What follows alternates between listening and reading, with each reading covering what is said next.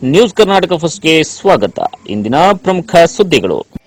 ನಮಸ್ಕಾರ ವೀಕ್ಷಕರೇ, ನಾನು ರಚನಾ. ಈ ದಿನದ ವಿಜಯಪುರ ಪಟ್ಟಣದ ಬ್ರೇಕಿಂಗ್ ನ್ಯೂಸ್.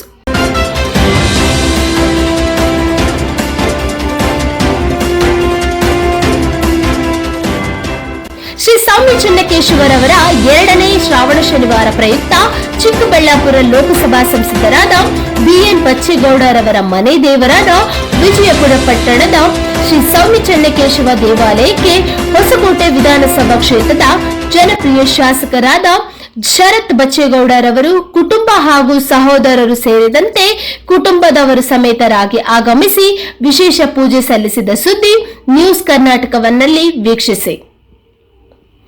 ಬೆಂಗಳೂರು ಗ್ರಾಮಾಂತರ ಜಿಲ್ಲೆ ದೇವನಹಳ್ಳಿ ತಾಲೂಕಿನ ವಿಜಯಪುರ ಪಟ್ಟಣದ ದೇವಾಲಯಗಳ ನಗರ, ದೇವನಗರ, ದಕ್ಷಿಣ ಕಾಶಿ ಎಂಬ ಪ್ರಖ್ಯಾತಿ ಪಡೆದಿರುವ ಈ ವಿಜಯಪುರ ಪಟ್ಟಣ, ಇಲ್ಲಿ ದೇವಾಲಯಗಳು ಇರುವಷ್ಟು ಎಲ್ಲಿಯೂ ಇರುವುದಿಲ್ಲ. ಈ ವಿಜಯಪುರಕ್ಕೆ ದಕ್ಷಿಣ ಕಾಶಿ ಅಂತಲೂ ಕರೆಯುತ್ತಾರೆ. ಈ ವಿಜಯಪುರ ಪಟ್ಟಣಕ್ಕೆ ಅರ್ಜುನ ಹಾಗೂ ಕೈವಾರ ತಾತಯ್ಯನವರು ಹೋಗು ಶಿಷ್ಯರಾದ ವಿಜಯಪುರ ಪಟ್ಟಣದ ಪೂವಪ್ಪನವರು ಈ ಮಹಾನುಭಾವರು ಪಟ್ಟಣಕ್ಕೆ ಪಾದಾರ್ಪಣೆ ಮಾಡಿದ್ದಾರೆ ಎಂದು ಇತಿಹಾಸ ಹೇಳುತ್ತದೆ. ಹಿಂದೆ ವೇದಗಾನಪುರ, ವಡಿಗೇನಹಳ್ಳಿ ಎಂದು ಕರೆಯಲಾಗುತ್ತಿದ್ದು ಕಾಲಕ್ರಮೇಣ ವಿಜಯಪುರ ಎಂದು ಬದಲಾಯಿಸಿತ್ತು.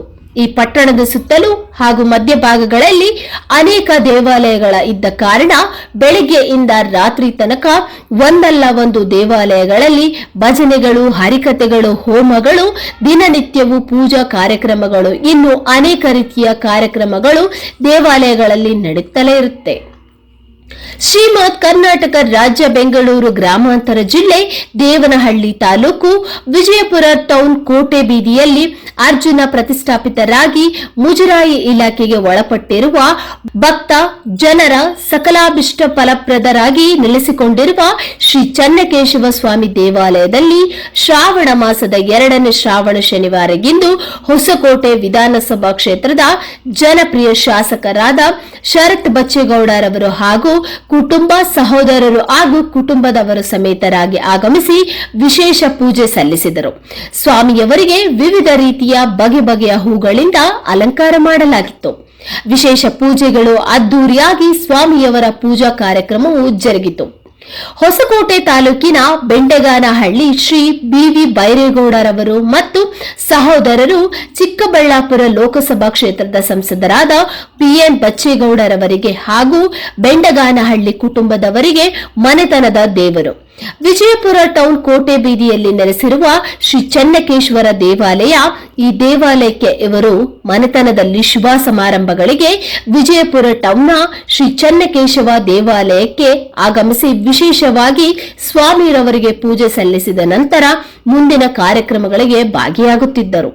ಶ್ರೀ ಚೆನ್ನಕೇಶವ ಸ್ವಾಮಿ ದೇವಾಲಯದಲ್ಲಿ ಶ್ರಾವಣ ಮಾಸದ 2ನೇ ಶ್ರಾವಣ ಶನಿವಾರ ಪೂಜೆ ಸಲ್ಲಿಸಿದ ಸಂದರ್ಭದಲ್ಲಿ ಹೊಸಕೋಟೆ ವಿಧಾನಸಭಾ ಕ್ಷೇತ್ರದ ಜನಪ್ರಿಯ ಶಾಸಕರಾದ ಶರತ್ ಬಚ್ಚೇಗೌಡರವರು ಮಾತನಾಡಿ, ನಮ್ಮ ಕುಟುಂಬದ ಮನೆ ದೇವರಾದ ವಿಜಯಪುರ ಪಟ್ಟಣದ ಶ್ರೀ ಸೌಮ್ಯಕೇಶವ ದೇವಾಲಯಕ್ಕೆ ಪ್ರತಿ ವರ್ಷದಂತೆ ಈ ವರ್ಷವೂ ಸಹ ಶ್ರಾವಣ ಮಾಸದ ಶನಿವಾರದ ಪ್ರಯುಕ್ತ ವಿಶೇಷ ಪೂಜೆ ಕಾರ್ಯಕ್ರಮಗಳಲ್ಲಿ ಭಾಗವಹಿಸಿ ಮನೆ ದೇವರಿಗೆ ಪ್ರಾರ್ಥನೆ ಸಲ್ಲಿಸಿದ್ದೇನೆ ಎಂದು ಹೊಸಕೋಟೆ ಶಾಸಕರಾದ ಶರತ್ ಬಚ್ಚೇಗೌಡರವರು ವಿಜಯಪುರ ಪಟ್ಟಣದ ಸೌಮ್ಯಕೇಶವ ದೇವಾಲಯದ ಆವರಣದಲ್ಲಿ ಸುದ್ದಿಗಾರರೊಂದಿಗೆ ಮಾತನಾಡಿ, ರಾಜ್ಯದಲ್ಲಿ ಬಿಪಿಎಲ್ ಕಾರ್ಡ್ಗಳು ಪರಿಷ್ಕರಣೆ ನಡೆಯುತ್ತಿದೆ.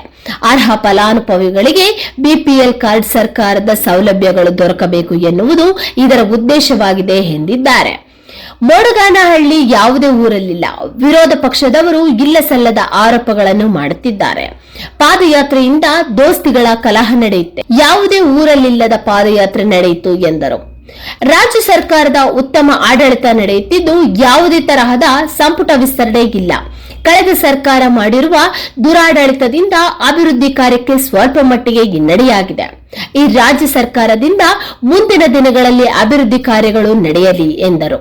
ಈ ಸಂದರ್ಭದಲ್ಲಿ ಹೊಸಕೋಟೆ ತಾಲೂಕಿನ ಬೆಂಡಗಾನಹಳ್ಳಿ ಶ್ರೀ ಬಿವಿ ಬೈರೇಗೌಡರವರು ಮತ್ತು ಕುಟುಂಬದವರು, ಸತೀಶ್ ಗೌಡರವರು ಮತ್ತು ಕುಟುಂಬದವರು ಹಾಗೂ ರಾಜೇಶ್ ಗೌಡರವರು ಮತ್ತು ಕುಟುಂಬದವರು ಮತ್ತು ಹೊಸಕೋಟೆ ವಿಧಾನಸಭಾ ಕ್ಷೇತ್ರದ ಜನಪ್ರಿಯ ಶಾಸಕರಾದ ಶರತ್ ಬಚ್ಚೇಗೌಡರವರು, ಸದರಾದ ಬಿಎನ್ ಬಚ್ಚೇಗೌಡರ ಕುಟುಂಬದವರು ಹಾಗೂ ಸಹೋದರರು ಮತ್ತು ಕುಟುಂಬದವರು ಶ್ರೀ ಸೌಮ್ಯ ಚೆನ್ನಕೇಶವ ಸ್ವಾಮಿ ದೇವಾಲಯದ ಪ್ರಧಾನ ಅರ್ಚಕರಾದ ಮುರಳಿ ಭಟ್ಟಾಚಾರ್ಯರವರು ಪೂಜಾ ಕಾರ್ಯಕ್ರಮಗಳನ್ನು ನಡೆಸಿಕೊಟ್ಟರು.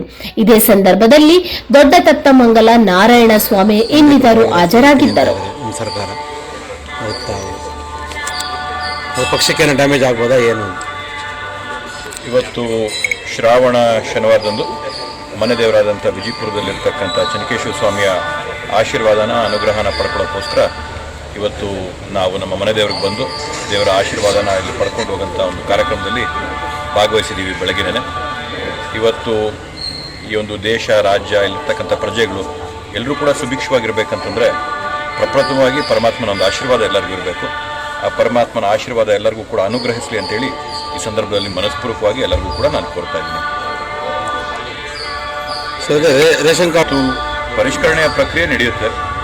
ಪರಿಷ್ಕರಣೆ ಪ್ರಕ್ರಿಯೆಯಲ್ಲಿ ಇವತ್ತು ಯಾವ ರೀತಿಯಾದಂಥ ಮಾನದಂಡಗಳವಂತಲ್ಲಿ ಅವನ್ನೆಲ್ಲ ಕೂಡ ರೂಪಿಸಬೇಕಾಗಿದೆ, ರಚಿಸಬೇಕಾಗಿದೆ. ಇನ್ನು ಸಂಪೂರ್ಣವಾಗಿ ಕೂಲಂಕುಷವಾಗಿ ಎಲ್ಲ ಅಂಶಗಳು ಕೂಡ ಬಂದಿಲ್ಲ. ಅದನ್ನ ನೋಡಿ ಯಾವ ರೀತಿಯಾಗಿ ಸೂಕ್ತವಾಗೋದು ಇವಾಗ ನಾವು ಹೊಸದಾಗಿ ರೇಷನ್ ಕಾರ್ಡ್ಗಳು ಕೊಡಬೇಕಾಗಿದೆ. ಇನ್ನು ಸಾಕಷ್ಟು ಜನಕ್ಕೆ ಇವತ್ತು BPL ಇರ್ತಕ್ಕಂಥವ್ರು ನಾವು ಅನುಕೂಲ ಮಾಡಿಕೊಡ್ಬೇಕಾಗಿದೆ. ಆ ಒಂದು ನಿಟ್ಟಿನಲ್ಲಿ ಮಾನದಂಡಗಳನ್ನ ಎಲ್ಲರಿಗೂ ಕೂಡ ಸಮಾನವಾಗಿ ಆಗಿದೆಯಾ ಅಂತೇಳಿ ನೋಡಿಕೊಂಡು ರೇಷನ್ ಕಾರ್ಡ್ಗಳನ್ನ ಮುಂದಕ್ಕೂ ಕೊಡೋಂಥ ಪ್ರಕ್ರಿಯೆ ಆಗಬೇಕಾಗಿದೆ. ಮತ್ತು ಇಂದನ್ನು ಕೊಟ್ಟಂಥವನ್ನು ಕೂಡ ಕೆಲವೊಂದನ್ನು ಪರಿಶೀಲನೆ ಮಾಡಬೇಕಾಗುತ್ತೆ. ಇದರಿಂದ ಯಾವುದೇ ಒಂದು ರಾಜಕೀಯ ಇದರಲ್ಲಿಲ್ಲ. ಇವತ್ತು ಕೆಲವರು ರೇಷನ್ ಕಾರ್ಡ್ನ ನಾನಾ ಕಾರಣಗಳಿಗೋಸ್ಕರ ಬಳಸ್ತಾರೆ.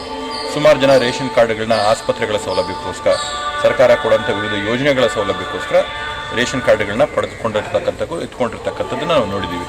ಇನ್ನು ಕೆಲವರು ರೇಷನ್ಗೋಸ್ಕರ ಬಳಸೋಂಥದ್ದು ಕೂಡ ನಾವು ನೋಡಿದ್ದೀವಿ. ಅದರಿಂದ ಇವೆಲ್ಲವನ್ನೂ ಕೂಡ ಪರಿಶೀಲಿಸಿ ರೇಷನ್ ಕಾರ್ಡ್ನ ಯಾವ್ಯಾವ ಕಾರಣಗಳಿಗೋಸ್ಕರ ಜನರು ಬಳಸ್ತಾ ಇದ್ದಾರೆ, ಬರೀ ಅಕ್ಕಿಗೋಸ್ಕರ, ಅನ್ನಕ್ಕೋಸ್ಕರ, ರೇಷನ್ಗೋಸ್ಕರ ಬಳಸೋದಾಗಿದ್ದರೆ ಅಥವಾ ಸರ್ಕಾರದ ಸೌಲಭ್ಯಗಳಿಗೆ, ಬೇರೆ ರೀತಿಯಾದಂಥ ಚಿಕಿತ್ಸೆಗೆ, ಆರೋಗ್ಯಕ್ಕೆ, ವಿದ್ಯಾಭ್ಯಾಸಕ್ಕೆ, ಉದ್ಯೋಗಕ್ಕೆ ಯಾವ್ಯಾವುದಕ್ಕೆ ಜನ ಇವತ್ತು ರೇಷನ್ ಕಾರ್ಡ್ಗಳನ್ನ, BPL ಕಾರ್ಡ್ಗಳನ್ನ ಬಳಸ್ತಾ ಇದ್ದಾರೆ ಅಂತದನ್ನ ಪರಿಗಣಿಸಿ ಅದಕ್ಕೆ ಬೇಕಾದಂಥ ತಕ್ಕಾದಂಥ ಅರ್ಹವಾದಂಥ ಯೋಜನೆಗಳನ್ನ ಮುಂದಿನ ದಿನಗಳಲ್ಲಿ ಯಾವ ಥರವಾಗಿ ರೂಪಿಸ್ಕೋಬೇಕು ಅನ್ನೋದಕ್ಕೆ ಇವತ್ತು ನಮಗೆ ಅಂಕಿಅಂಶಗಳು ಬೇಕಲ್ಲ. ಇವತ್ತು ನಮ್ಗೆ ಅದಕ್ಕೆ ಏನಾದರೂ ಮಾಹಿತಿ ಇದ್ದರೆ, ಅಂಕಿಅಂಶಗಳಿದ್ರೆ ಅವನ್ನ ತಿದ್ದುಪಡಿಗಳು, ಬದಲಾವಣೆಗಳು ಮಾಡ್ಕೋಬೋದು. ಅದಕ್ಕೋಸ್ಕರ ಇವತ್ತು ಸಂಗ್ರಹಣೆ ಆಗ್ತಾ ಇರೋದು ಬಿಟ್ಟರೆ ಇವತ್ತು ಕಿತ್ತಾಕೋದು, ತೆಗೆದಾಕೋದೋಸ್ಕರ ನಮ್ಮ ಸರ್ಕಾರದ ಉದ್ದೇಶ ಅಲ್ಲ. ಹಿಂದಿನ ಸರ್ಕಾರ ಹಂಗಾರೆ ಮಾನದಂಡ ಇಟ್ಕೊಂಡು ಕೊಟ್ಟಿಲ್ಲ ಅಂತೀರಾ?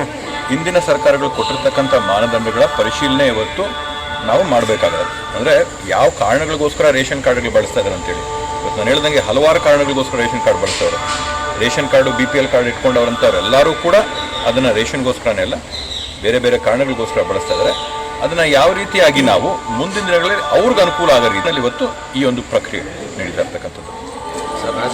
ಊಟ ಮಂತ್ರಿಗಳು ಇವು ಯಾವುದರ ಸುದ್ದಿ ಕೂಡ ಇಲ್ಲ.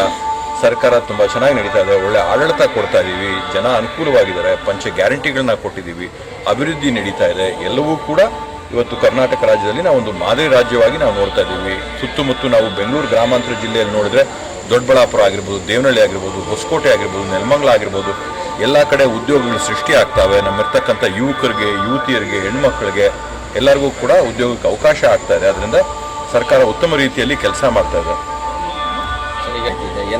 ನಿಮಗೆ ಮಾಹಿತಿ ಇರ್ಬೋದು, ನಮಗೆ ಮಾಹಿತಿ ಇಲ್ಲ. ಮೂಡ ಅಲ್ಲಿ ಪ್ರಪ್ರಥಮವಾಗಿ ಮೂಡ ಅಲ್ಲಿ ಯಾವುದೇ ಒಂದು ಹಗರಣದ ಸುದ್ದಿ ಕೂಡ ಇಲ್ಲ. ತಾವೆಲ್ಲರೂ ಕೂಡ ಮಾಧ್ಯಮಗಳಲ್ಲಿ ನೋಡಿದ್ರೆ, ಎಲ್ಲರೂ ಕೂಡ ತೋರಿಸಿದ್ರೆ ನೇರವಾಗಿ ಅವ್ರ ಮೇಲೆ ಯಾವ ಆಪಾದನೆ ಮಾಡಿರ್ತಕ್ಕಂಥದ್ದು ಕೂಡ ಸಂಪೂರ್ಣವಾಗಿ ರಾಜಕೀಯವಾಗಿ ಪ್ರೇರಿತವಾದ್ದು. ಅದರೊಳಗಡೆ ನಿಜವಾದಂಥ ಅಂಶ ಯಾವುದೂ ಕೂಡ ಇಲ್ಲ. ಮೂಡ ಅನ್ನೋಂಥದ್ದು ಅದು ಹಗರಣವೇ ಅಲ್ಲ, ಅದರಲ್ಲಿ ಯಾವುದು ಕೂಡ ಸತ್ಯನೂ ಇಲ್ಲ. ರಾಜಕೀಯವಾಗಿ ಇವರು ನಡೆದಂಥದ್ದು ನೀವೇ ನೋಡಿದರೆ. ದೋಸ್ತಿಗಳು ಈ ಒಂದು ಪಾದಯಾತ್ರೆ ಮಾಡೋದ್ರಲ್ಲಿ ದೋಸ್ತಿಗಳು ಕಿತ್ತು ಹೋಯಿತು. ಇವರೊಂದು ದಾರಿ ಹೋದ್ರು, ಅವರೊಂದು ದಾರಿ ಹೋಯ್ತು. ಸ್ಟೇಜ್ ಯಾರೋ ಹಾಕಿದ್ರು, ಖರ್ಚು ಯಾರೋ ಮಾಡಿದ್ರು, ಭಾಷಣ ಯಾರೋ ಮಾಡಿದ್ರು, ಹೈಲೈಟ್ ಯಾರೋ ಆದರು. ಈ ರೀತಿಯಾಗಿ ಇಲ್ಲಿ ದೋಸ್ತಿಗಳೇ ಹಾಳಾದಂಥ ಸಂದರ್ಭದಲ್ಲಿ ಒಳಜಗಳಾಗಿ ಇವತ್ತು ನೀವೇ ನೋಡಿದರೆ ಅಶೋಕ್ ಅವರು ಹೋಗ್ಬಿಟ್ಟು ಹೈಕಮಾಂಡ್ ಅವ್ರಿಗೆ ವರದಿ ಒಪ್ಪಿಸ್ಕೊ ಬರಬೇಕಾಗಿದೆ. BJPಯಲ್ಲಿ ಆಂತರಿಕವಾಗಿ ಆಗ್ತಾ ಇರ್ತಕ್ಕಂಥ ಒಳಜಗಳೇನಂತೇಳಿ.